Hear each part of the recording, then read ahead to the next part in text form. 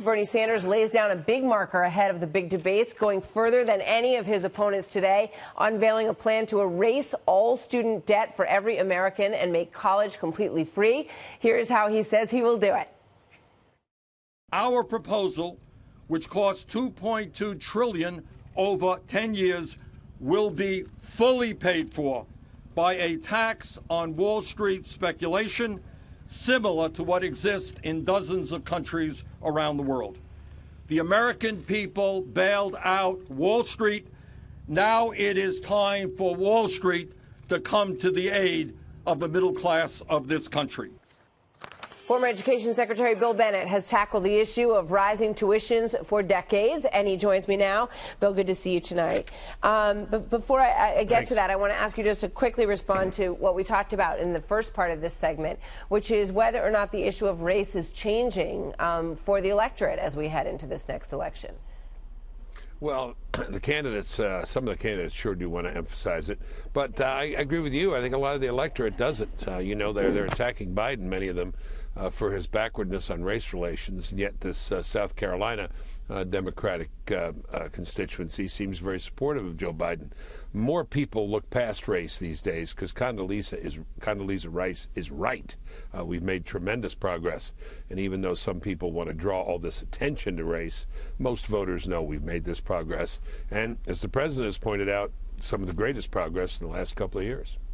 All right. So moving on to the other issue of Bernie Sanders' idea, you know, tax Wall Street and give everybody free college education.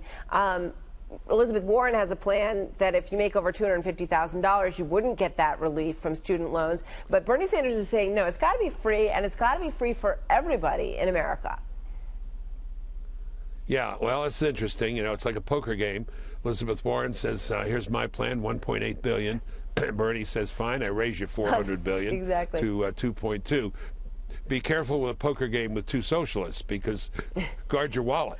It could be the end of the game. This is the wrong end of the problem.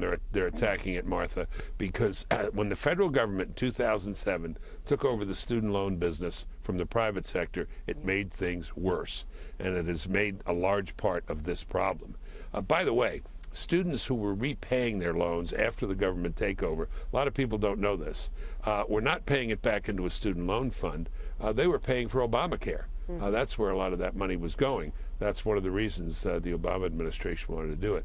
But look, how are you going to do this? $8,000 at a state university for a year, but maybe $60,000 for the prestige private university? That's all forgiven? What about the people who've paid their loans back?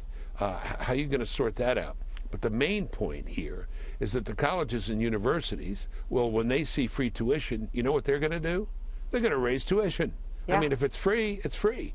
And there's something that I wrote but years ago about this, saying the more the federal government makes available in terms of money with its crazy rules, the higher tuition's going to go, and that's the way it's been. Yeah, that's the Bennett hypothesis, which I read about. You know, I mean, it raises just one last question for you. You know, in terms of whether Sure. or not everybody needs to go to college, because then, you know, you're in an environment where, No. you know, is it also going to be, if you want to be an electrician or a plumber, will that also be paid for? I mean, what if you want different kinds of skills?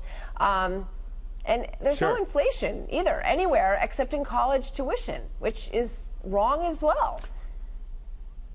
Well, there's dignity in all kinds of work, and there's also good income in all kinds of work. Absolutely. You've heard about the welders who, you know, who get $100,000 a year. But there's a better way to address this, and I will tell you, I'm having some conversations with some colleagues with this administration, and I think getting the private sector back involved and using the kind of discipline of the market here, I think can go a long way. And I think you will see something from the Trump administration a lot more realistic than Sanders and Warren. Senator Warren. Senator Warren, sorry, Sanders Oh, and we Warren. look forward to hearing more Warren, about Sanders, that. Sanders, Warren, right. Yeah, keep us posted. We want to Yeah, hear more you about will. that. Okay. Bill Bennett, thank you always, sir. You bet. Great to I'll see you be. tonight. You bet. You bet.